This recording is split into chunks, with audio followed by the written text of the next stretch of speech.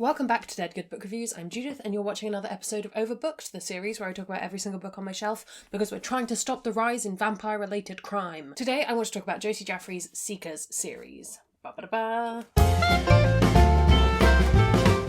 Before we even do the bit that comes before we begin, I will say the next 3 weeks' videos, the Sovereign series and the Solus Invicti series, you could kind of watch them in any order. We're talking about books that come in the Silverse, Josie Jaffrey's Silver universe, vampire novels. It's all great, but I'm doing this first because I think this is my favourite series so far, and I think this is the best, entry point for people. So bear in mind that this is going to include some things that might not make too much sense, but I think it'll be okay. I just wanted to acknowledge that there are 2 other series, but to let you know that we are going to talk about them. Some quick disclaimers before we start. Josie is somebody who I do know personally. I met her through the bookish internet, but she also knows some friends.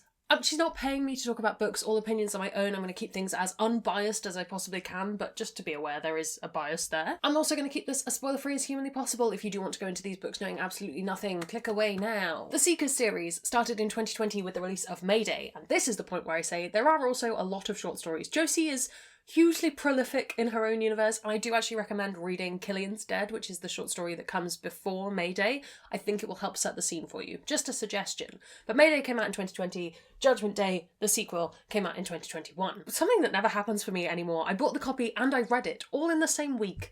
Deeply satisfying. I haven't done that since I was a kid. Josie is a fantasy and historical fiction author who writes about lost worlds, dystopian societies, and paranormal monsters. Vampires are her favourite. She has published multiple novels and short stories. Most of those are set in the Silverse, an apocalyptic world filled with vampires and zombies. She is an awesome human being. I thought I was reading her bio.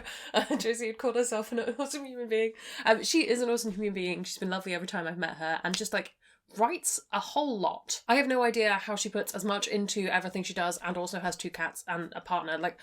Josie, I don't know how you do it. Ba-ba-da-ba. Let me read you the plot, book 1. If the murderer you're tracking is a vampire, then you want a vampire detective. Just maybe not this one. It's not that Jack Valentine is bad at her job. The youngest member of Oxford's Seekers has an impressive track record, but she also has an impressive grudge against the local baron, Killian Drake.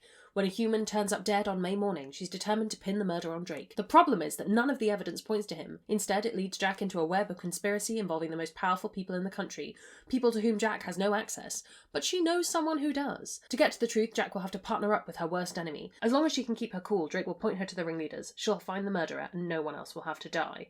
Body bags on standby. Ba-ba-da-ba. To summarise, bisexual disaster vampire detective. Can we just end the video here? You know if you want to read it now. Okay, fine, I will talk more. I think that Jack Valentine is a wonderful character and he's just the right amount of private investigator stereotype.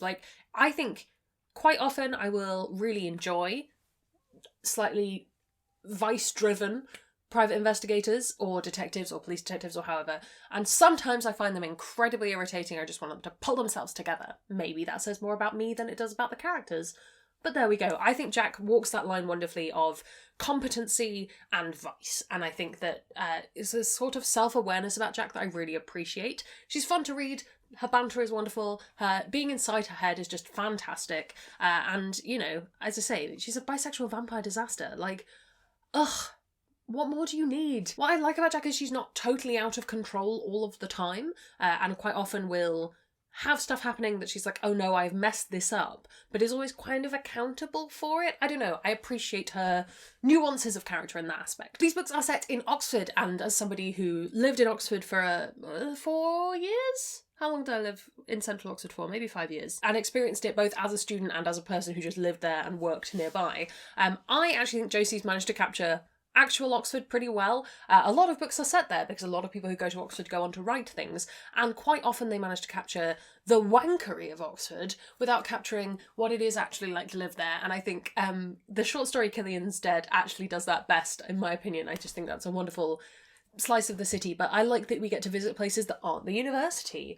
When does that happen? And there is still a lot of university stuff there. The second book, Judgment Day, starts in the Radcam, which is wonderful. As somebody who loves the city, I really appreciate it. And I think if you're looking for books specifically set in Oxford that do something a bit different than just, ooh, libraries, this would definitely be a series I would pick up. As much as they are vampire stories, they are also really good detective stories.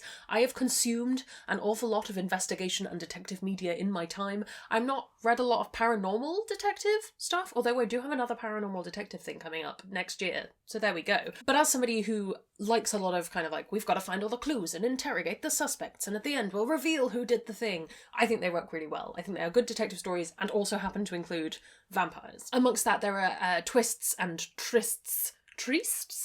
Whatever the romantic entanglement would be, that I think work really well in the story. They come as a surprise. They're just delightful, fitting in with that genre stuff of just being mysteries. They're just mysteries. It's great. If you are someone who has read Josie's other books in the Silverse, there are some really good fan service moments within that. This takes place in the chronology of things. Is this series comes chronologically first, not in publication order, but chronologically first. Then it is the Sol Invicti series.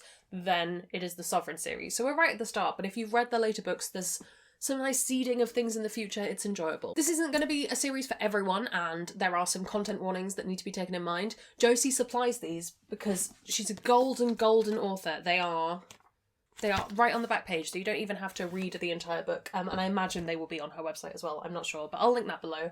They're all supplied. It's wonderful. Thank you, Josie. And obviously, if you are not a fan of paranormal stuff, I don't know if this is going to be for you, but then, having said that, I'm a person who has no touch points for paranormal romance or paranormal anything, so I don't know. Maybe somebody who's read a lot of paranormal stuff can weigh in the comments on what they think of these, but you have to have read these to weigh in, okay? Deal. Oh, I just want to take a moment and touch on the romance. I think, having read book 1 and book 2 is slightly steamier, and I definitely appreciated it. Thank you so much, Josie. Like, we're getting into steamy vampire content. It's not super spicy, but it's pretty spicy. I liked it. Thank you, Josie. Some comparisons, some other things you might want to read. Vampires is hard to compare. I don't think I have it, like, easily accessible.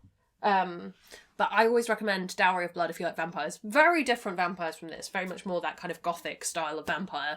But it's a wonderful book. I talk about it in my spooky reading vlog that went up in October. I will link Asher's reviews to the Luke Arnold series, which has a similar kind of supernatural PI kind of vibe to it. Yes. You can see I need to read more in this. So if you have any recommendations for more paranormal books that include detective stories or books with vampires or any of the stuff, plonk them down in the comments below, please and thank you. Also, let me know if you're planning on reading this. I recommend that you do. I think they're really good fun. I think of all of the Silverse books, these are absolutely my favourites so far. Oh, Magic for Liars is another one I wanted about.